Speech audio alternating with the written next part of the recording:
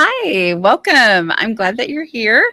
I am Dana K. White. I am the author of multiple books, including Decluttering at the Speed of Life.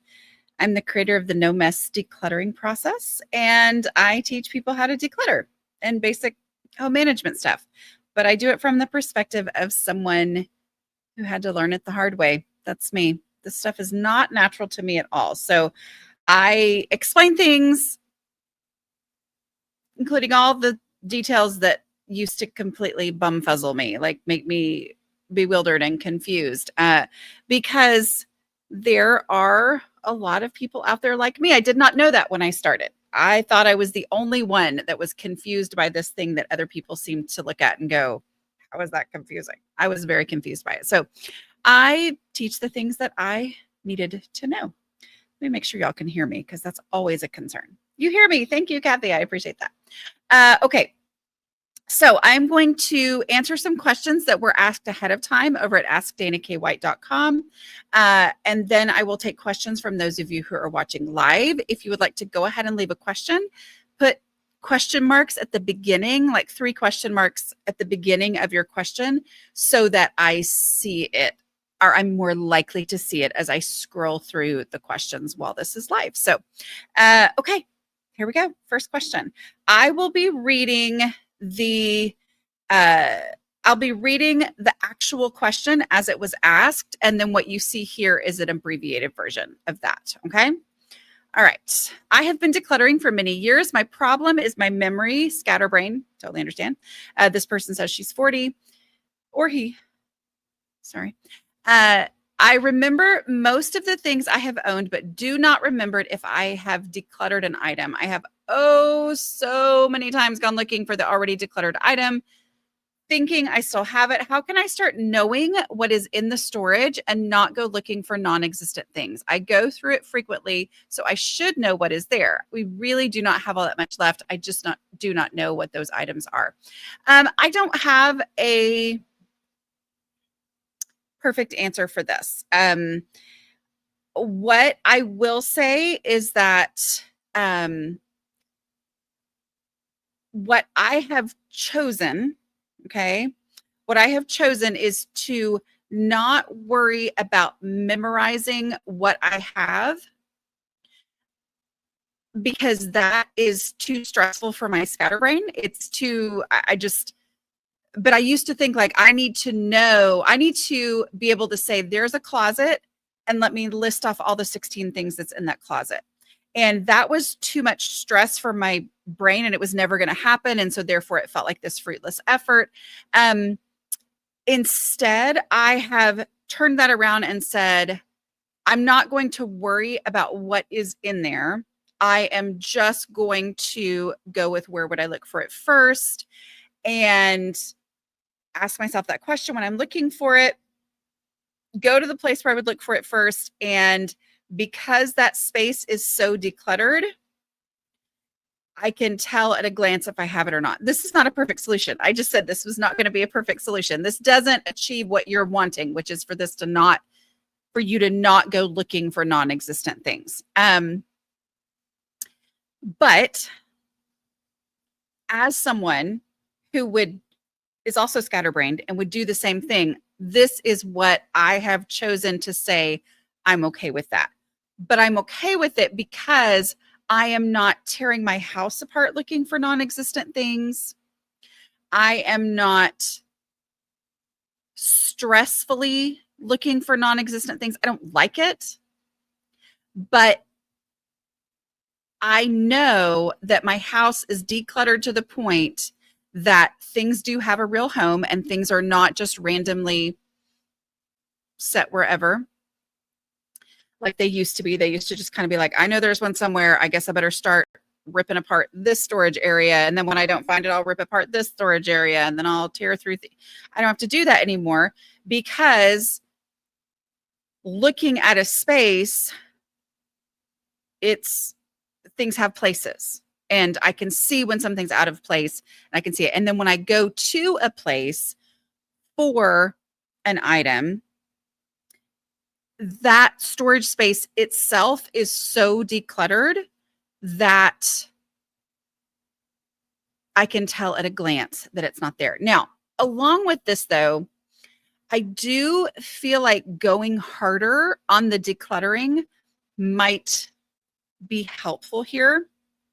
The person did say we do not really have all that much left. I find that the less stuff I have, the more my memory about what stuff I have does improve. Okay. And so because you said the word storage, let's just talk really quickly about that. I have come to the point where I try not to just have, I try not to have long-term storage. Meaning, and this isn't perfect. I'm not saying I'm perfect. I'm just saying my mindset is that storage is for things that get pulled out on a regular basis and used, as opposed to, I want to keep it, so I'm going to stick it in storage. So therefore, I know my Christmas decorations are in that closet. My guest room closet is my Christmas decoration closet.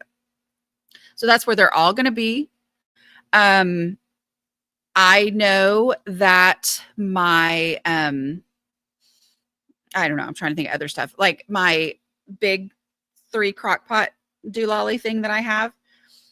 I know that it is on a shelf in the specific, storage area that I have, but it is like one of the only things on that shelf. So that when I walk in there, I can immediately see, but I also know if something is like, I wonder where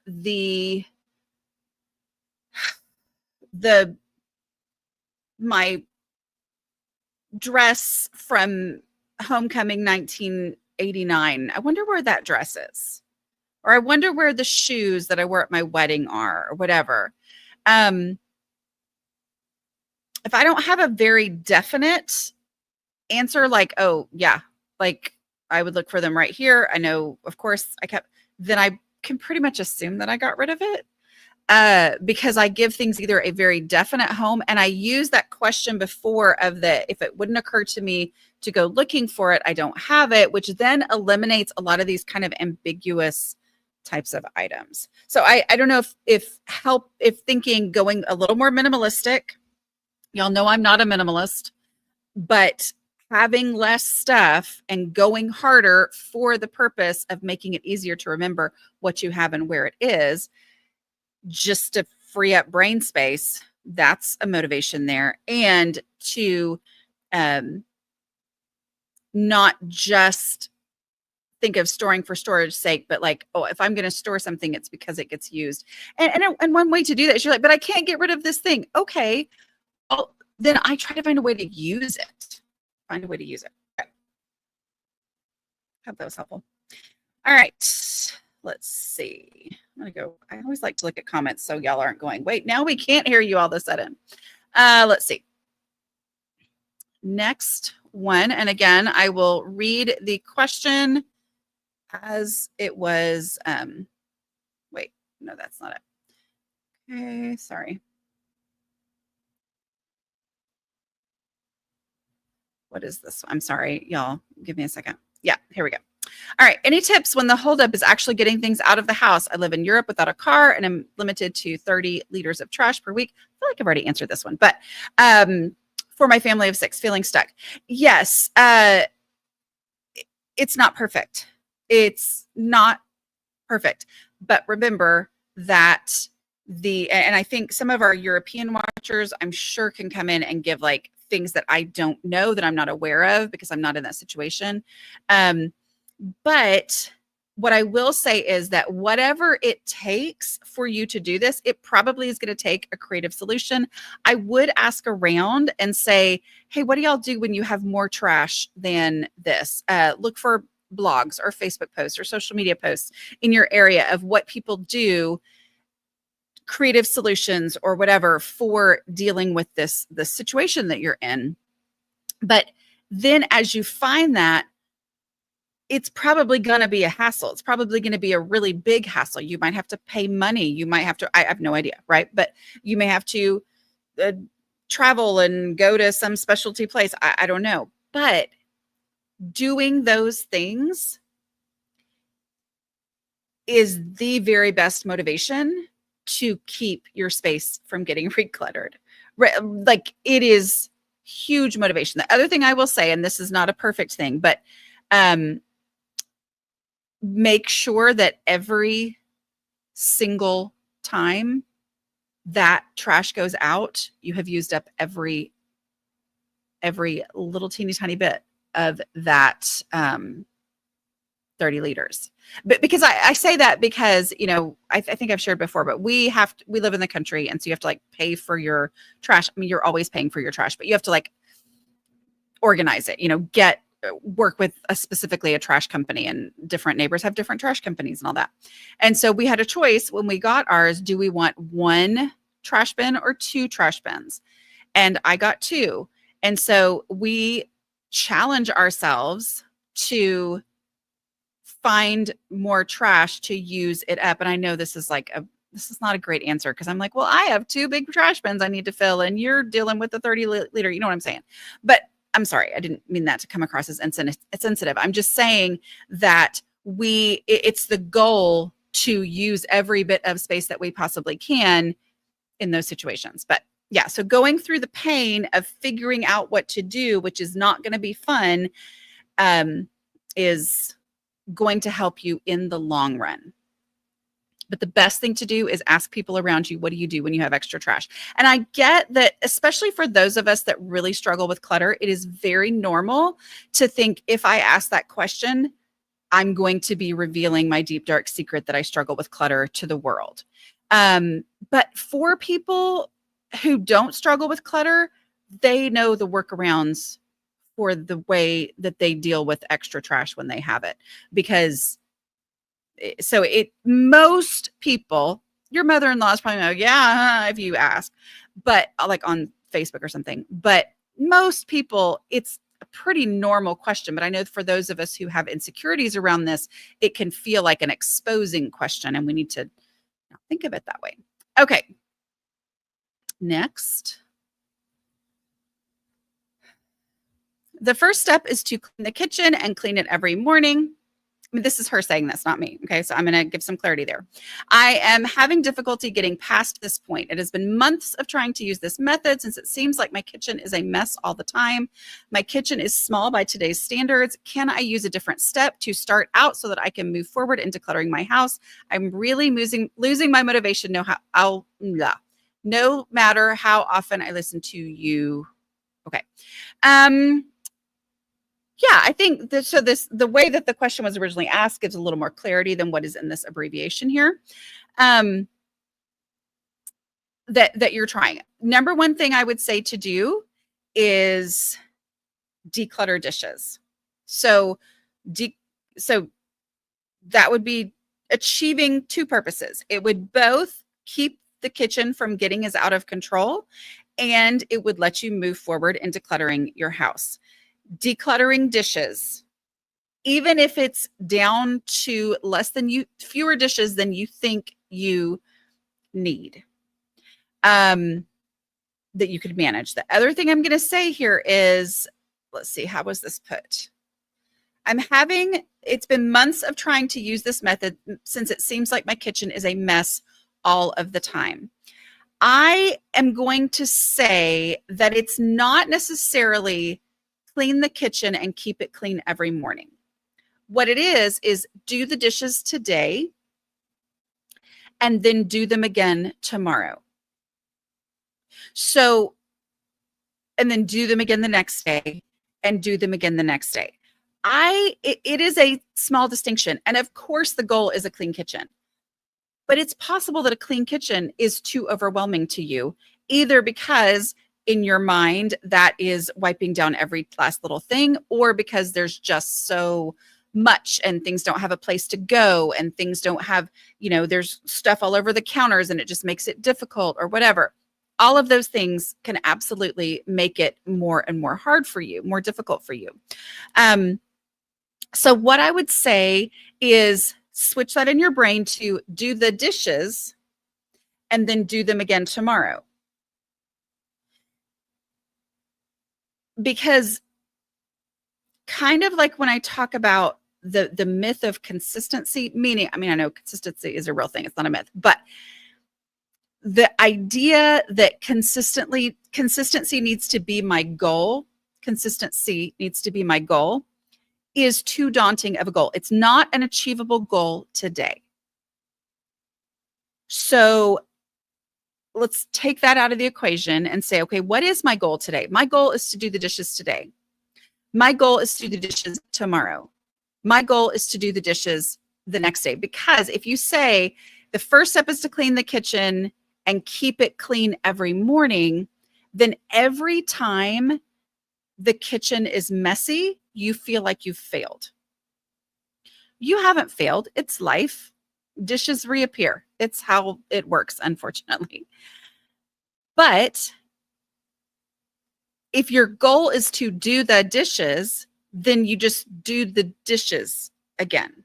So do the dishes today and then do them tomorrow. Make that goal even smaller and narrower, and really zero in on just that and say, this is the thing. It was too much for me to have this idea of cleaning the kitchen. And maybe if the kitchen's always been a mess, I have a big idea of cleaning the kitchen. Just like for those of us who struggle, the number one natural thing that we do is sit down and make a list of all the things that I should be doing. And then we're already overwhelmed and it never seems like it can happen. So zero in on just the doing the dishes, doing them again tomorrow. Time yourself, pay attention to the dishes math that's happening, that it takes so much less time to do one day's worth of dishes than I ever thought before. And as soon as the dishes are done, then start decluttering. I know I tell you to follow the visibility rule, but I'm going to say declutter in the kitchen because that's going to help the function. This is where your function is really, really suffering. So declutter in the kitchen. Get rid of, wash the dishes, go to put them away. Anything that doesn't fit in the cabinet, put your favorite ones in first into the cabinet. Anything that doesn't fit needs to go. Like declutter in the kitchen, declutter hard. And it's going to help with that.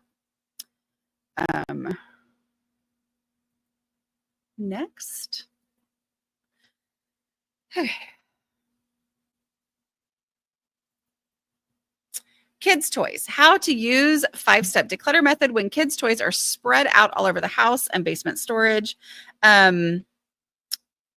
She says, KonMarie sounds like the obvious way, but I'm too overwhelmed to make one pile and go through it all in one go. Welcome. You may be new to me. I don't ever recommend that, but you did say the 5-step declutter method, so you are familiar with that. Yeah, I agree that if it sounds too overwhelming to you to gather them up, I'm the same way. So that's why I don't recommend things like that. Because the problem is I get overwhelmed at that thought and then just don't do anything. That's what actually ends up happening. Therefore, they're just continually an issue. So what I would say is follow the visibility rule, but zero in on toys. Say, okay, we need to work on this. So let's start in the most visible space in our home, the entryway or the living room, whatever. We're going to declutter toys here and go through the 5-step method as it's written, meaning let's start with the trash. Easy stuff. What do we already know what to do with? We get those things put away. If there's something that's keeping it from being put away, meaning that space is too full, then let's get rid of something that's trash or obvious donation, whatever, and let's do that. And then in this living area, this visible space, that's where you go, okay, the definition of this living area is that it needs to be for living, which means it could be a place maybe where toys are played with, but maybe you make the choice that it's not going to be a place where they're stored because I want it to primarily function as a living room. And you already know that toys are overwhelming you and they're spread out everywhere. So there needs to be toys leaving. So as you pick up toys in here, if you don't have toy storage in here, or if you don't want to have toy storage in there anymore, because you want to focus on the function of the room being a all about the living and not about the storing, then every item that gets picked up, even though maybe it has never been anywhere in the house other than the living room, it's always been on the floor here. And so where would I look for it first? You feel like, well, I would look for it here first. Okay, well, we're taking that out of the equation because the living room is no longer the place where we're going to store toys because that just wasn't working for us. So instead, where would I look for it first? Well, if the living room was clear the way that I want it, I would look for this first on the shelf in this kid's room. All right, let's take it there now and let's face the reality of that shelf. If this is something they've been playing with a lot and it's in the living room, then, it very well may deserve space on the shelf, but if there's no room for it there, what deserves space less? And I know it's a slow process in the beginning, but it will speed up. And so that's what I would do is really start in the rooms. I mean, not in their rooms where the most of the toy storage is, but in this all over the house, start in the most visible space and really zero in on the functions of those spaces as you go. Let's see here. Okay.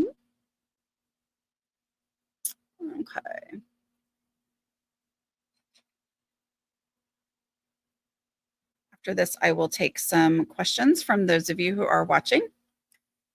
When decluttering my wardrobe, what advice do you have for donating those items that are one or two sizes too small that I want to be able to fit into?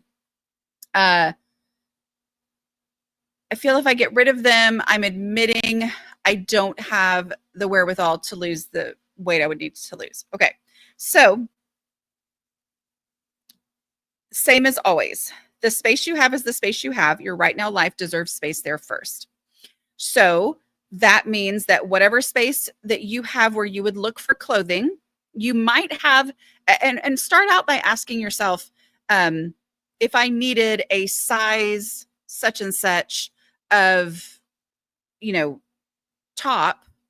black top, where would I look for it first? And then that may be, oh, well, I would look for things that are, a couple sizes smaller in, this different place than where I look for my other clothes. But if you would look for it where your other clothes, and then that space where you would look for it defines how much of that stuff that you can keep, so that it's not just, oh, who knows, I better keep it. It's, well, this is where I would look for it. And I have a shelf space this big. So I'm going to put the very most important things, maybe the most versatile, maybe the most expensive, maybe the most beloved, whatever comfortable things in that for this future time. Okay. That may or may not happen, but as long as I've got a space I can give to it, great. Okay. But I'm going to let that space determine how much of those items I can keep. If it's in the same space, like, well, I would look for it hanging on the rod in my closet. Okay. Well, that rod, if that's the same place where you put your current sized clothes, then your current sized clothes deserve space first. But that doesn't mean you can't go through your current size clothes and say, is there any trash or obvious donations in these clothes? Is there any of my current size clothes that obviously need to go because I'm not going to wear them? Okay, well, then that might free up a little bit of space where you can keep that. But your current size clothes deserve space. So you're not going to keep these things at the expense of being able to function, meaning having enough space for them to actually go and be usable and you can get them out easily and put them back easily. I'm not going to keep those at the expense of that, or at the expense of being able to have enough room for the things I actually do wear. Okay. So that it just naturally will limit down how much of that stuff that you can have. So it doesn't have to be a question of, am I ever going to be able to fit into this again? Will it ever be useful? I don't use those kinds of questions. I say, where would I look for it first and how much space is there? And then that will naturally sort out which things you can keep. Okay. All right. Let's see. I'm going to take some questions from those of you who are watching live. Again, if I'm just now answering these, so you don't need to ask it a bunch of times until I've kind of gotten through a bunch of them. But if you would like to ask a question, it is always best if you put question marks at the beginning of the questions so that I can notice that it's there. I did want to remind you that I do have decluttering coaches. So if I answered those questions that were asked ahead of time a while back. Those are not in real time. If you need someone to help you go through the 5-step process, declutteringcoaches.com is my website. Everyone listed there is trained and certified by me. This is not like a worldwide decluttering coaches. Which ones of them are Dana's? This is my site. Okay. And everybody there is trained and certified by me. So you can find a decluttering coach certified by me in your area. Most of them also work virtually if there's not someone in your area. So if you want your personal situation addressed and, all that and help going through the process, go to declutteringcoaches.com. Okay, let's see.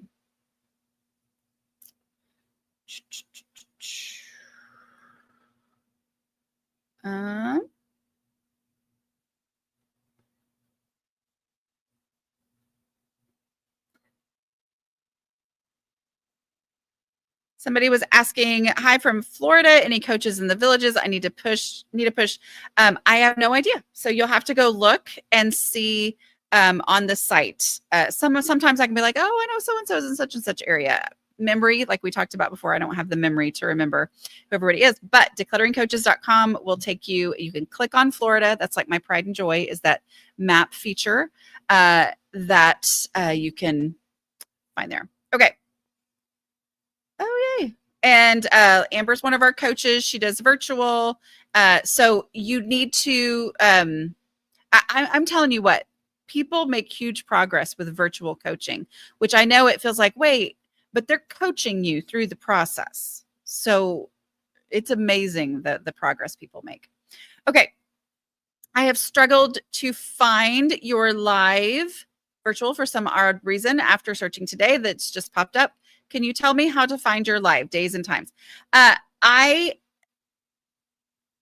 go live on Tuesdays at noon when I can, which means there's no guarantee that it is going to be here. But if you come here to my channel on Tuesdays at noon Central Time, that's the one that aligns with Chicago, in case you're, trying to look up time zones. If I'm here, that's when I'll usually be there. Occasionally, and I mean rarely, I do a different time, but it's Tuesdays at noon when I can. Okay, let's see. Any tips on stopping procrastination? I keep ignoring harder spaces. As long as you are continuing to work in the easier space, I would count the movement that you're making as progress. If you are stopping completely and not doing anything because of the harder spaces, I would ask yourself, is there an easier space that I can deal with and I can keep going on first? It is so normal for our brains to skip ahead to the harder things and think that that is the more deserving thing of my time, task for my time. And yet going ahead and doing the easy stuff instead of just stopping completely because you can't make yourself do the harder stuff is incredibly valuable in all of this. If you truly have done the easy stuff, all of it, which very few of us have, if you truly have done all of the easy stuff, then at that point, I would say break down and go, okay, I'm going to go to the harder space and I'm just going to look. And I'm going to count that as success. I'm going to see if I see any trash, and I'm going to count that as success if I throw away trash. So use the 5-step process. Okay.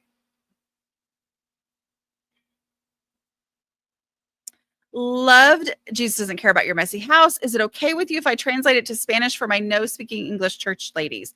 I would send me an email. I'd have to talk to my publisher about how that works. They are the ones who arrange the stuff. And so I'm not sure how it would work in this situation. But send me an email at aslobcomesclean@gmail.com and we can talk about it. Let's see.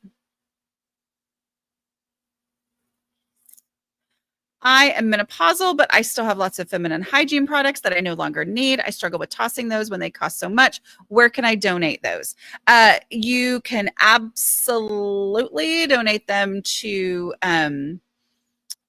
women's shelters. And I mean, if you're willing to ask on YouTube, maybe you're willing to ask on Facebook, like, hey, I would like to donate these. I know a lot of times school nurses will also have a lot of that stuff. Will, need that kind of thing as well. Let's see.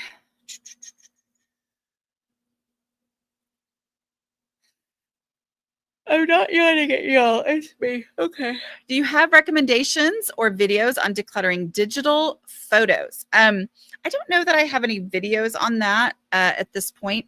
I do recommend that you practice the same strategies as the you would with physical stuff with the 5-step decluttering process. So also, if you want to go to aslobcomesclean.com/5, F-I-V-E, you can get a copy, a printable of my 5-step process. So the first thing I would do is go pick a day. A lot of times it's easier to go, like, instead of looking at right now's photos, the photos you took yesterday, say, I'm going to go to a date a year ago or 3 years ago. And I am going to just look for trash. I'm just going to delete if something obviously needs to be deleted, and that will go down. That next thing to do is when you do have 15 pictures of the same thing, which feels like an advantage of digital pictures for those of us who were around back when we couldn't do that. The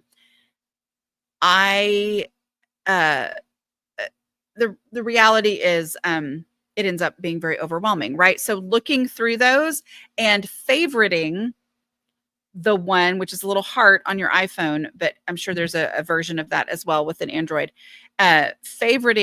hearting the ones that you love. And then you can kind of look at it again and go, all these 16 are exactly alike-ish. And this is the one that I like. So I'm going to get rid of the other 15 and then go through the process like that.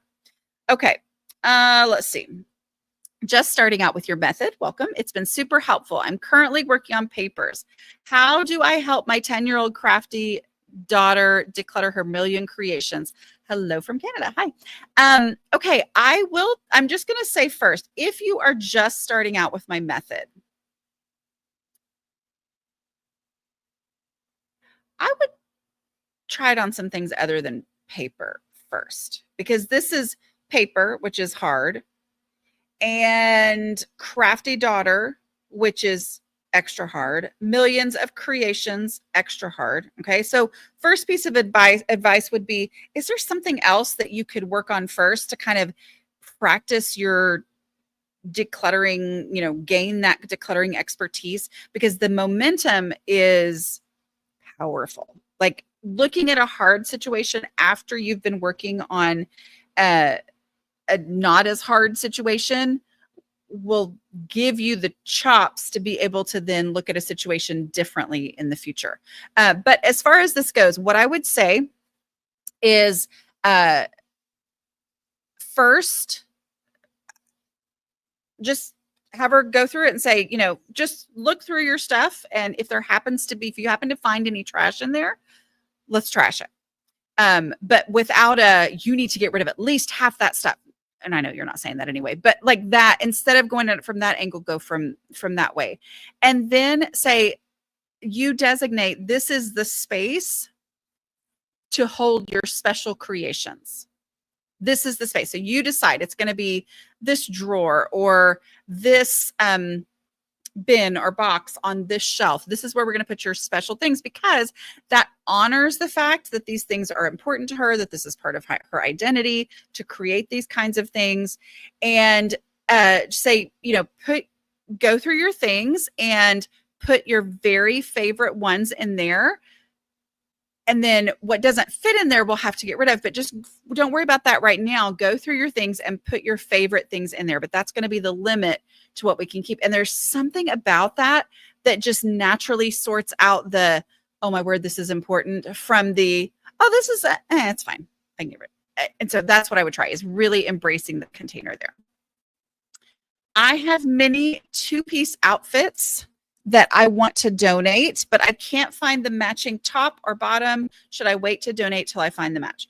I would go ahead and donate them for sure. Sorry. Let's see.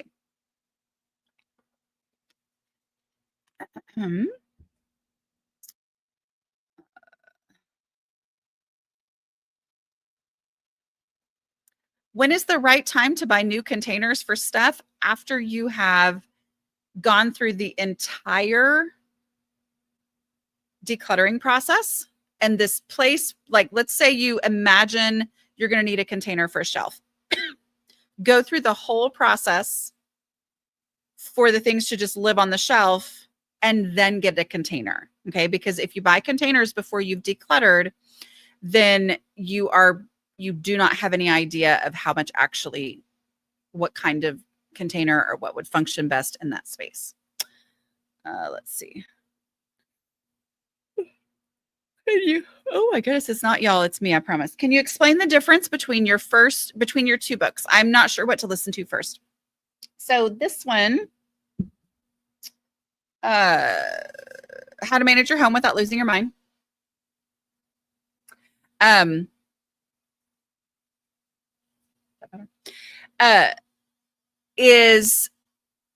Drills down on the daily stuff. Also talks about decluttering, because that's part of managing your home without losing your mind, is you have to declutter. So it has some decluttering basics in there, but it really drills down on what does it take to have a home that's under control, because that was my question. Decluttering at this. So if you are overwhelmed, if you're like, I don't know why this is so hard. Why is my home always a disaster? That's the one for you. If you are like, okay, I've kind of got the basics, dishes and laundry under control, but the clutter is making me bananas. Decluttering at the Speed of Life is my decluttering process. All the mindset shifts around your space and your stuff, and then the 5-step process explained and applied to the different areas of your home, the different relationships in your life, like helping people through that process. So that's how I say it. But there's also no correct order to listen to it. So if one of them makes you go, I think I want to learn more about decluttering, do that first. That's fine. Okay.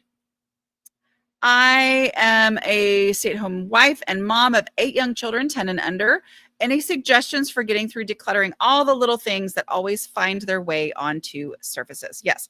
So using the 5-step process, knowing that it is designed for you to be able to get distracted, which is your life right now. You have 8 young children, 10 and under. Distractions are guaranteed, right? It's not even hardly an interruption. It's just how's it going to happen this time, right? Like, that's what you're living. And that's fine. That's your situation. So really zeroing in on, I am going to follow the no mess process, because that means I will only make progress and only progress anytime I work, and I can get distracted, because that's going to happen anyway, and I will not put myself in a negative situation.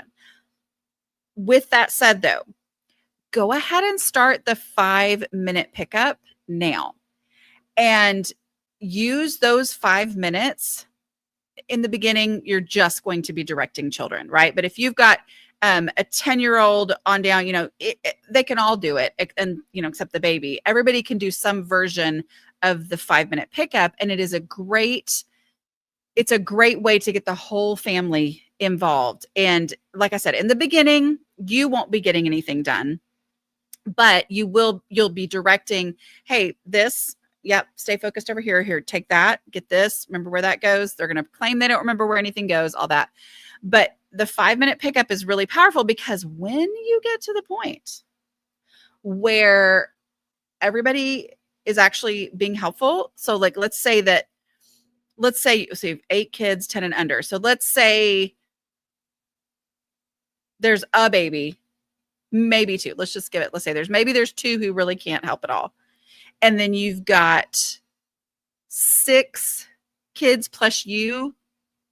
And then, if your husband, if he's home, that is 35 minutes of picking up. Once it gets to that point, it's not going to be that way in the beginning. In the beginning, it's just going to be frustrating. But once they get to the point where they're like, oh, this is what we're doing. Oh, she really does mean 5 minutes. Okay. It's so powerful to have everybody do it.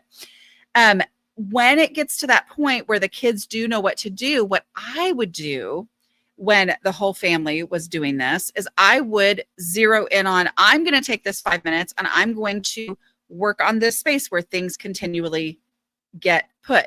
If it's a thing where kids are putting their things there, then you may assign like, hey, for this 5 minutes, you're going to work in here. You're going to work in here. You're going to work on this. You're going to work on this. Let's go. Let's set the 5 minutes. But really zeroing in on 5 minute pickups is the way to deal with the things that always find their way onto surfaces. Let's see. Homeschool mom with a family that every something hangs maybe every Sunday night, 15 to 25 people. Any advice for decluttering kitchen homeschool stuff when it seems like I actually do need these things? Okay. I feel like there's more here that I don't know, but anytime we're talking about something where it seems like I do need these things, let's, instead of focusing on that, focus on the space. Okay. Because if you've got 15 to 25 people in your home every Sunday night, you want to have space for the people, right? And you also want to make things as easy as possible, which means things need to have a place to be put away where they are not taking up space that we need for human bodies. Okay. Because that's, people deserve space first. So that zeroing in on that, and then not saying I might need this, but instead saying, where would I look for it first? And, if you, the reality is, where would I look for it first is going to mean that some things just need to go, because I'm going to put it in that place and then it's either going to displace something else that has to go, or eventually there's not going to be room for everything and things just have to leave the house. But also, if 15 to 25 people are coming to your house all this time, then you may get to the point where you're like, okay, well, I need, every time y'all come, each family who can needs to bring a couple of chairs, like a couple of camping chairs or whatever. Okay, each family needs to bring their own dishes. Most people are going to be like, absolutely, thank you so much for hosting, and do that. But sometimes you might have to get creative for this unique situation. When is the, I already did that. Let's see. Okay, I think that's what I answered. She said that it was hosts. I guessed it correct. I have a small studio apartment, but love to craft. How do I store them? Okay, so the situation you're in is the situation you're in. The home you have is the home you have. And that doesn't mean, oh no, I can't do the things I love to do. It means the things I really love to do deserve priority space, right? So a studio apartment, my understanding is that it's all one room, right? And I do watch the New York apartment tour videos all the time. So if you're talking about a New York studio apartment, some of those are teeny, tiny, right? So there are limitations there. But if this is something that's important to you, then a space to do that may deserve space over something that someone else would say every apartment should have this or whatever. So it's the giving priority to the things that deserve space, but also even the stuff that you love, it's limited according to the reality of your space. So while you may love to craft and therefore love to collect all the things for all the crafts, you will have to refine and consolidate and say, okay, I am going to pick this craft. Or because it ultimately needs to come down to, let's say that you don't want it to be out all the time. You don't want this to be a craft room where you sleep. You want it to be your apartment where you do crafts. A small folding table that can be put away and not take up space that you need for other things.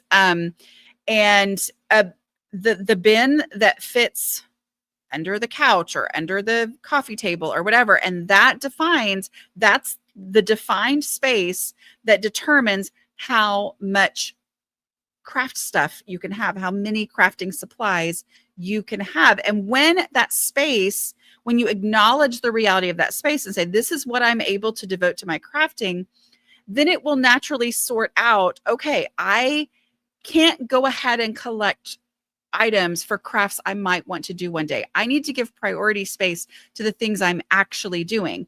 And that helps you determine, oh, okay, as I gain a new craft that I'm kind of into, which is a very normal thing when you're a highly creative person who loves to craft.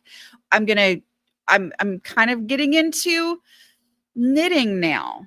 And I'm spending more time knitting. Okay, well, because I have a defined space, then as knitting becomes more important, then it naturally crowds out the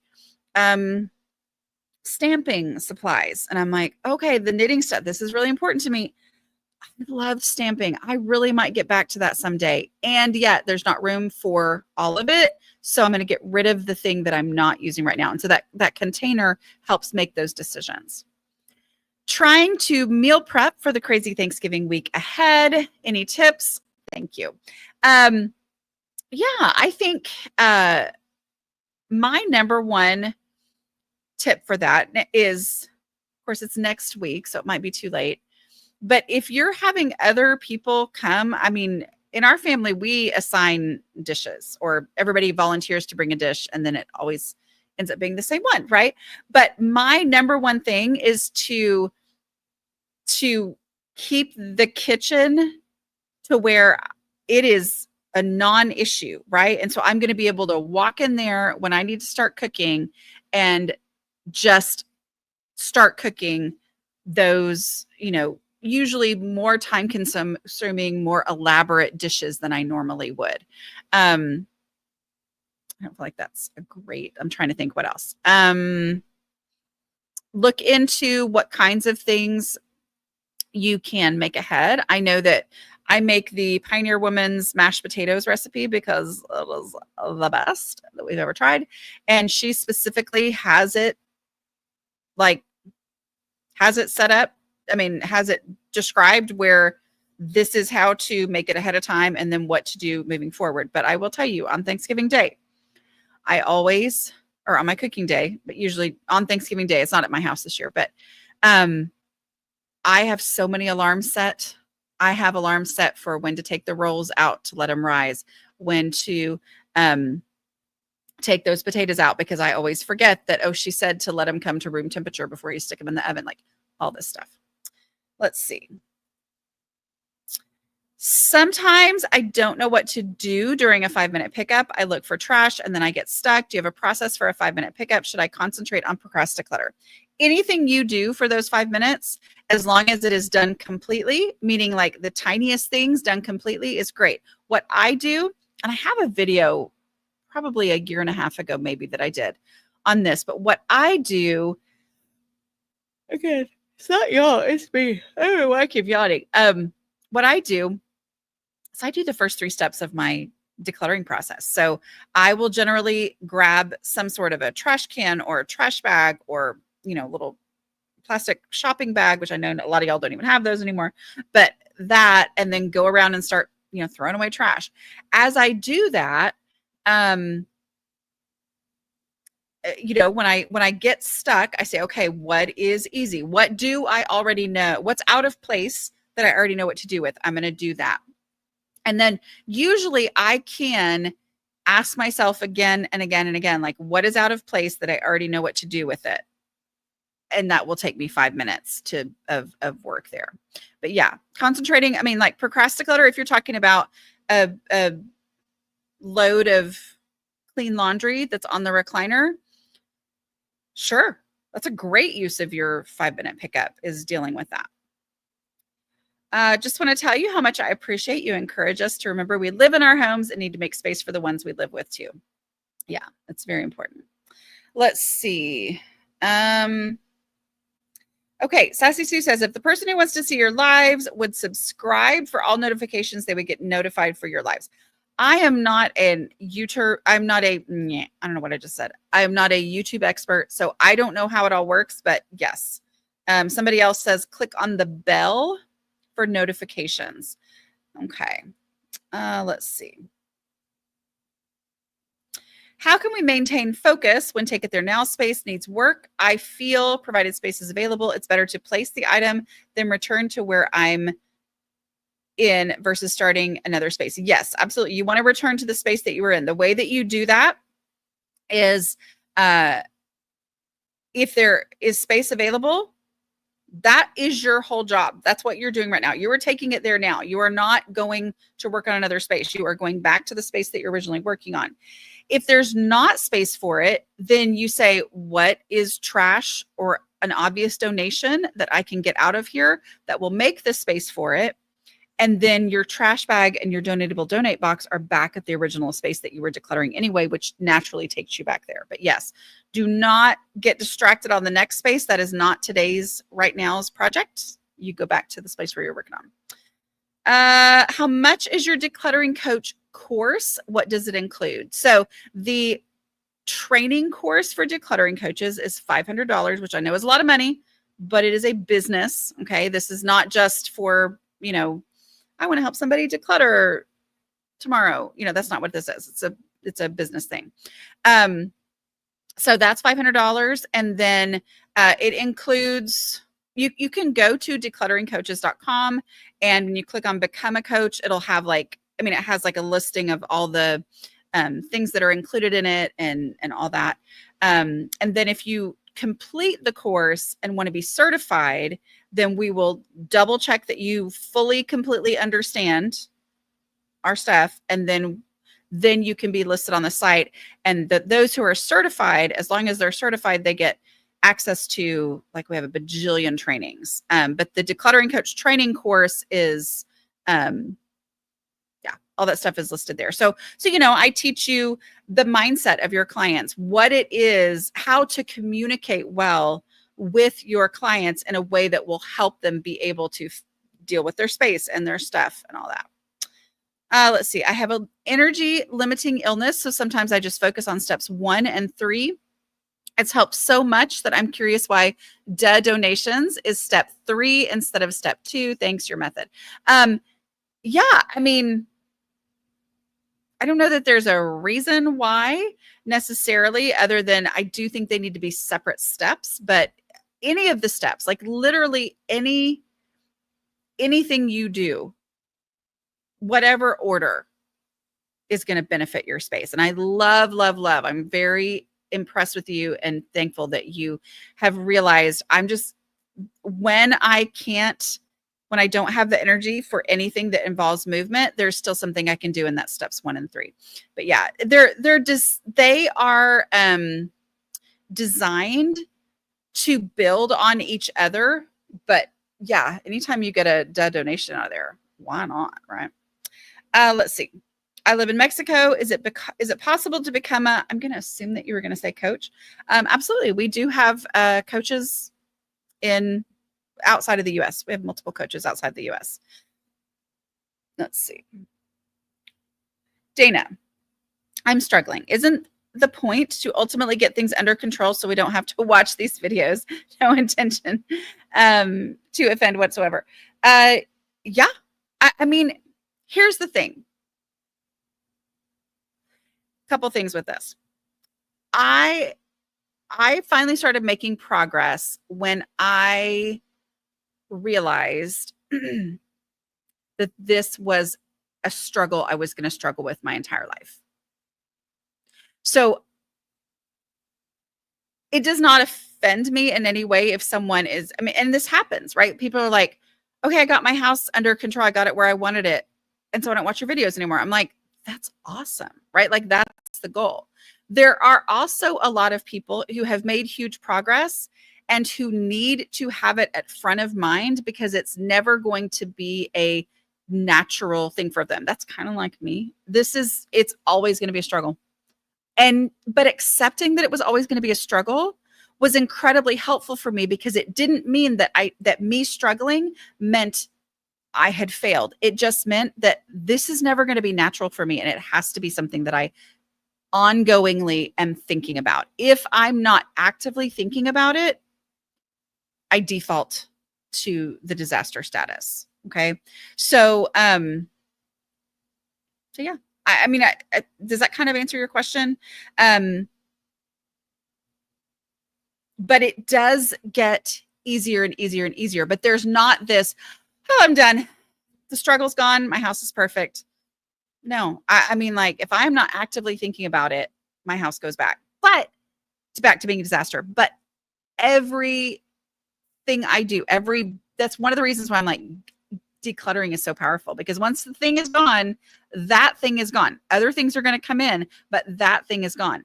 Every time I struggle to get something out, like we were talking about the trash thing earlier, like every time I go through that pain of decluttering and dealing with stuff, it makes it a little more likely that I'm not going to let the next thing come in. Let's see.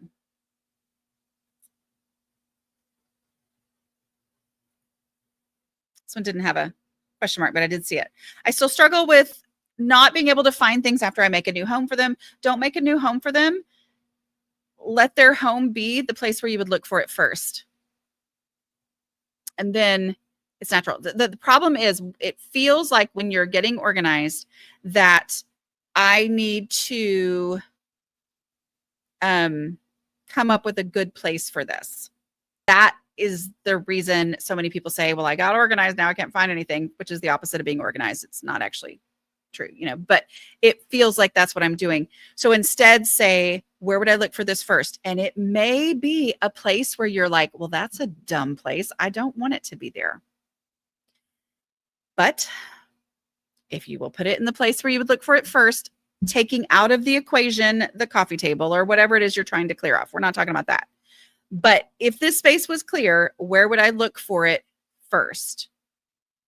And let that be the home. And that's going to take care of this issue. Let's see.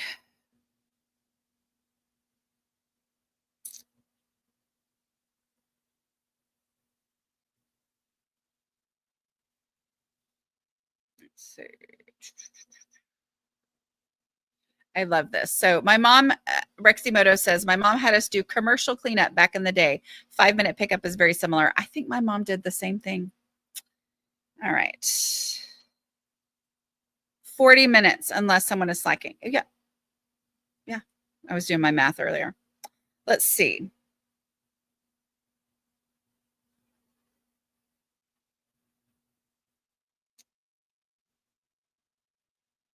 This might be something someone else can help Deborah with, talking about the getting notified about these lives.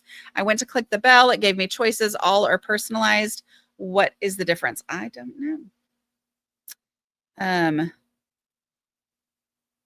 Cutting plans answers that question. Click on all so you get all notifications. I mean, I'm not going to complain for you to get all notifications about me. Let's see. All right. Okay. Well, I think I've answered. I mean, if I missed your question, I'm sorry. But I think I've answered most of the ones. Don't forget that if you would like to get a copy of my 5-step no mess decluttering process, you can go to aslobcomesclean.com/5. That will sign you up for our newsletter, which then will tell you the past week worth of stuff. You'll get those on Fridays. And if you'd like to join our Patreon community, you can go to patreon.com/aslobcomesclean. It's a lovely, lovely group of people. So this has been really fun, and I should be here next week. It is a holiday week, but my kids don't come home until Tuesday evening. So I should be here, planning on it. All right. I will talk to y'all later.